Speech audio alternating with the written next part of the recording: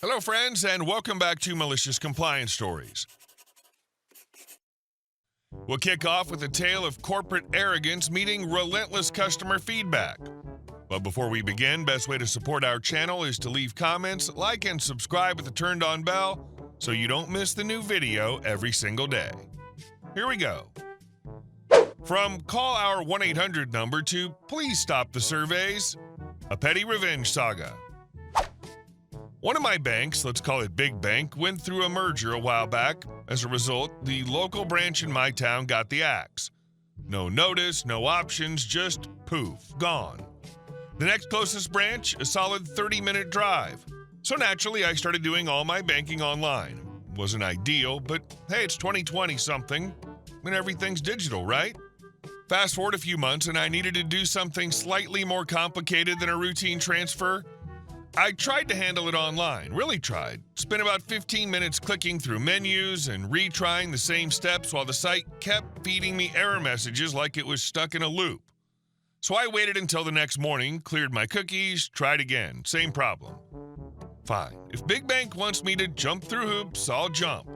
I took a deep breath, got in the car, and made the 30-minute drive to the closest surviving branch. I stood in line patiently, waited my turn like a civilized person, got to the counter, explained the issue, and the customer service rep, bless her heart, looked at me with that glazed-over corporate-trained smile and said, "CSR, you could have done this online." Now, maybe I hadn't had enough coffee, or maybe that 30-minute drive had started to itch at my patience, but that comment just hit a nerve. I could feel the irritation bubbling. So, okay, let's play. Me. I tried for about 15 minutes yesterday, got the same error multiple times, tried again this morning, same result. So I drove 30 minutes here for help. CSR, you could have called the toll-free number. Oh, excellent. Now I'm being offered the full menu of corporate brush-offs. Me. Or I could have just come in here and spoken to a real person, which is what I'm doing. CSR. Yes, but calling might have solved the issue without the drive. And that was it. That was the moment I went from mildly annoyed to done. I gave her a small smile and leaned in. Me. Okay, how about we do this instead? Let's close the accounts. That'll solve the issue. That got her attention. Her eyes widened just a bit and she froze for a moment. That's when the branch manager came over, probably from the subtle shift in air pressure when I dropped the nuclear option. The manager approached, all smiles and calmness, doing that corporate shuffle of, let's lower the temperature and keep the customer happy, while also not taking any accountability whatsoever. But no, that ship had sailed. Me, to the manager, look, there's no reason I should have to drive a full hour, 30 minutes here and 30 minutes back just to fix something that your broken website and indifferent phone support couldn't resolve. I could move this money to AA Bank, BB Credit Union, CC Community Bank, or DD Savings, all of which are 6 miles from my house. To their credit, they didn't argue. The manager nodded, printed out the paperwork, and closed my accounts, handed me a check, and said thanks with the icy politeness of a customer who's already emotionally left the relationship and walked out. I drove back home, walked into one of the banks near me, no line, cheerful teller, and had the money deposited in under 10 minutes. End of story? No. Big Bank wasn't quite done with me. A day later, I got an email from them asking me to take a customer satisfaction survey. Well, if they were asking, I filled it out with precision, detailed every step of the experience from the broken website to the CSR's dismissiveness to the drive and the eventual account closure. I figured that was the end of it. The next day, I logged into my now empty online profile, mostly out of curiosity, and bam, another survey request. So I thought, why not? I copied my answers from the first one into a Google Doc and filled out that second survey in under a minute. And the next day, another survey, and the next, and the next. Apparently, once you close your accounts, Big Bank's system enters some sort of desperate feedback loop where it really wants to know how you're feeling. So I obliged, every single day. For over a month now, I've copied and pasted the same detailed answers into their daily survey requests. I even tweak a line or two sometimes to reflect the growing comedy of their persistence. They wanted my opinion. I'm giving it to them. Enthusiastically, repeatedly. At this point, I'd like to think someone in their marketing department has a spreadsheet with my name on it and a question mark under "Why won't this guy stop?" Because you know what? If a company can waste my time with broken systems and smug in-person service, then yes, I will waste their time right back. One beautifully crafted survey at a time. That's annoying because the teller not only said it once, annoying, but said it multiple times. Don't you want any in-person customers? I guess not. Account now closed. Oh, and for extra malicious compliance, put the teller and manager's name in the survey. And our second story. I don't care who you get to come in, lady. It isn't me. I'm a travel nurse that works in surgery. In my field, we frequently have to be on call where we have to sit around at home after our normal hours. If we're called, in this instance, by the hospital operator, we come in for whatever surgery they need us to work. This one place I work gave me all sorts of problems, from trying to screw me out of pay to giving me the worst assignments to flat out assigning me to be on call more often than others. When it was finally about time for me to leave, I was over everything about that department. I did notice, however, that they had me on the schedule as being on call several times, up to 2 to 3 weeks after my contract had ended. I ignored it and gleefully went on to my next assignment. About 2 weeks later, my phone rang with a Kentucky phone number. It was 5 a.m. on a Saturday, so I ignored it. They called 2 more times before I picked up, and the conversation went like this. Me: hello? Operator: is this OP? Why didn't you answer the first few calls? You're on call. You are required to answer.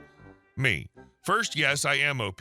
Second, I didn't feel like answering these calls at 5 a.m.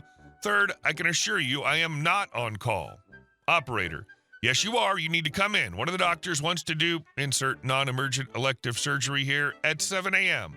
Me: lady, there's no way I'm going to make it there by 7 a.m. She interrupts me. Why not? You're responsible for responding to being called in within 30 minutes, which I will be tracking from my first call that you ignored. Me: listen, I'm currently an 11-hour drive away. I do not work at your hospital anymore. I suggest you get a hold of the surgery department manager. Operator: okay, I'll try that. I lay back down, and 15 minutes later, I get another call. I answer, and I immediately recognize the shrill voice. Department manager: why aren't you going into work? You're expected to be responsible when on call. Me: well, if I factor in the time zone difference, it'll be about 5 p.m. before I arrive. How do you not realize the person you're yelling at hasn't worked for you for weeks? DM then hits me with the absolute silliest question. Well, who am I supposed to get to cover this call and come into work? Me: I truly do not care. I suppose the manager could go in and take care of it, though. Click. I hung up the phone and thankfully did not receive any more calls. Companies, especially corporations, always seem to think that the answer to every problem is more management, and the most basic managers are the disciplinarians, always on the lookout for employees robbing the company by being on their phone or having a conversation that isn't about work. These guys are interchangeable and don't know the industry. They just look for infractions. No actual management, just enforcing the cows into the chute. And our last story. He parked in the wheelchair access lane every day, so we gave him a reason to stop. Back when my daughters were in elementary school, this was over a decade ago, we had the usual after-school pickup chaos. You know the drill, a line of minivans, SUVs, and caffeine-fueled parents all trying to collect their kids while obeying a set of pretty simple rules. Show up early, don't block the fire lane, don't double park, and above all else, don't touch the handicapped spots or the striped access zones next to them. Seems straightforward, right? Enter Mr. Entitled Dad. He drove a shiny black SUV that always looked freshly detailed, complete with tinted windows and just enough chrome to scream, "Look at me, I'm important." From the very first time he showed up, it was clear the rules didn't apply to him. Instead of finding a legal spot like the rest of us, he would slide right into the hash-marked area between 2 handicap spaces. You know, the space meant for van ramps or wheelchair access. The kind of area that literally exists so disabled kids or parents can safely get in and out of their vehicles. Strike one. The first time it happened, a school staff member gently approached him and explained nicely that the space wasn't for parking. He gave the world's most half-hearted nod and muttered something like, "I'm just here for 5 minutes." Then he sped off, tires squealing. Most of us figured that was the end of it, a misunderstanding maybe. Wrong. Strike 2. Just a few days later, there he was again. Same SUV, same illegal spot, except this time one of the other dads had clearly had enough and had come prepared.